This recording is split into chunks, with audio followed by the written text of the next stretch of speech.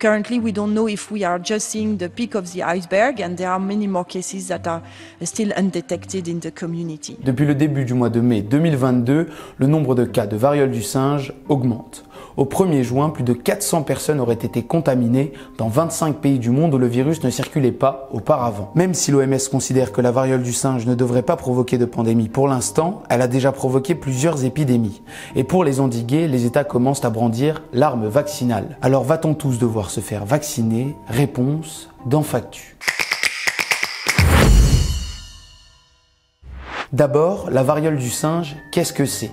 C'est ce qu'on appelle une zoonose virale, soit un virus, appelé ici monkeypox, transmis à l'homme par les animaux. Lorsqu'il nous infecte, le virus entre dans une première phase dite invasive, qui déclenche les premiers symptômes, fièvre, maux de tête ou encore douleurs musculaires.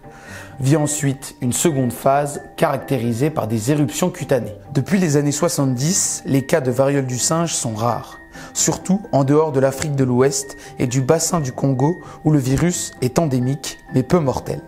Entre janvier 2018 et mai 2022, 8 cas seulement avaient été confirmés dans des pays non endémiques, parmi lesquels Israël, Singapour, le Royaume-Uni et les États-Unis, tous associés au voyage. Mais voilà, depuis le 7 mai, 25 pays du monde ont signalé des cas confirmés ou suspectés de variole du singe. Cette propagation de cas non liés à des voyages en Afrique alerte la communauté scientifique et pose des questions sur le mode de transmission de la maladie qui ne passe plus uniquement de l'animal à l'homme. Et là, effectivement, ce que l'on ne retrouve pas, c'est ce lien épidémiologique avec les foyers africains. Et ce qui interroge. Cette identification atypique, couplée au manque de connaissances précises sur la transmission actuelle du virus, pousse les États à recourir à la vaccination. Il n'existe pas de vaccin spécifique contre la variole du singe, mais comme la variole, la maladie est due à un poxvirus. Un virus à ADN plutôt agressif, mais qui a l'avantage de muter assez lentement, contrairement au virus à ARN comme le SRAS-CoV-2, virus du Covid-19. Lorsqu'on parle des virus à ARN, on sait que ces virus, pour des raisons chimiques, biochimiques un petit peu particulières, lorsqu'ils vont se répliquer, vont faire des erreurs. Plus ils vont se répliquer vite, et moins ils ont d'enzymes qui vont pouvoir réparer, plus ils vont faire de mutations. Et typiquement, celui qui est le plus mauvais dans ce cadre-là, c'est le virus du VIH, énormément de mutations en permanence. Ensuite, vous avez le virus de la grippe. Ensuite, vous avez le SARS-CoV-2. Virus ARN, beaucoup de mutations, ça mute en permanence et c'est problématique et c'est pour ça que ça nous pose problème. Les virus ADN, par contre, eux sont très stables et ils font très très peu de mutations lorsqu'ils se répliquent. Donc, ils posent beaucoup moins ce type de problématique de mutation. C'est pour ça qu'on est beaucoup moins inquiet avec un virus ADN comme le poxvirus. Un vaccin contre la variole est donc efficace contre la variole du singe. Qui plus est, grâce à l'épidémie de variole survenue au milieu du XXe siècle, une première génération de vaccins a été développée dans les années 50 et a contribué à éradiquer la maladie. Les vaccins de première génération sont le vaccin de Jenner, qui est le virus de la vaccine qui protège contre la variole et qui est produit sur flanc de génisse. Aujourd'hui, on considère donc que les personnes de plus de 50 ans vaccinées contre la variole sont aussi protégées contre la variole du singe. Une deuxième génération de vaccins contenant le même virus de la vaccine a ensuite été réélaborée au début des années 2000 dans le cadre de possibles alertes à la variole ou au bioterrorisme. Le vaccin de deuxième génération, c'est le même virus qui est produit en culture cellulaire. Donc la différence entre les vaccins de première et deuxième génération, c'est, disons, la propreté du système de production, la culture cellulaire étant beaucoup plus stérile et beaucoup plus conforme aux critères de sécurité actuels. Ces deux vaccins ont pour même caractéristique d'être des vaccins qu'on appelle réplicatifs, vivants réplicatifs.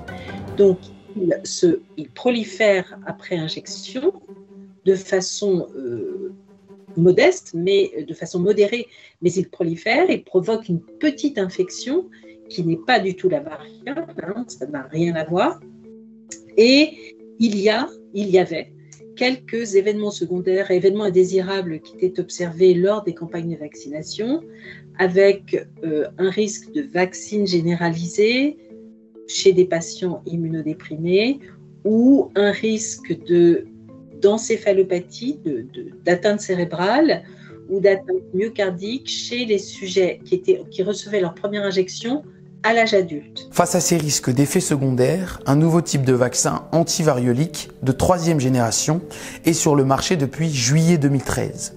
Baptisé Imvanex en Europe et Jynneos aux États-Unis, il contient lui aussi une forme vivante de la vaccine, mais modifiée pour atténuer sa dangerosité. Le vaccin de 3e génération, c'est un vaccin qui est poussé en culture cellulaire et qui n'a pas ce caractère réplicatif. Donc, lorsqu'on l'injecte, il n'y a pas de possibilité de diffusion in vivo, donc il n'y a pas de vaccine généralisée et il n'y a pas de complications à type d'encéphalopathie ou de myocardie. Donc la tolérance et la sécurité sont franchement bien meilleures. Efficace à 85% contre la variole du singe, ce vaccin présente aussi l'intérêt de pouvoir être administré aux personnes immunodéprimées. Et c'est lui que la France et les autres pays touchés recommandent aujourd'hui, même s'il ne peut être injecté aux femmes enceintes et aux personnes mineures, faute d'études sur ces populations. Mais si on a moins de 50 ans, va-t-on obligatoirement devoir se faire vacciner? La réponse est non. Et cette épidémie est assez limitée, donc il n'est pas raisonnable de se poser la question aujourd'hui, le 31 mai, de vacciner l'ensemble de la population. C'est pas du tout de ce cadre-là. On est vraiment dans le cadre de ce que l'on a fait pour la variole ou ce qu'on a fait pour d'autres maladies comme Ebola, de faire de ce qu'on appelle de la vaccination en anneau. La vaccination en anneau, c'est un principe très classique de santé publique et qui se pratique pour empêcher la diffusion des infections et empêcher le développement de maladies chez des personnes qui ont été en contact avec un cas. La caractéristique des infections à poxvirus, que ce soit le monkeypox ou même la variole, c'est que la phase d'incubation est longue. Elle peut durer jusqu'à 3 semaines. En moyenne, elle dure 8 à 15 jours. Et on sait qu'on peut profiter de cette phase d'incubation pour faire une première injection de vaccin de manière à induire très rapidement des anticorps et aider la personne à ne pas faire la maladie.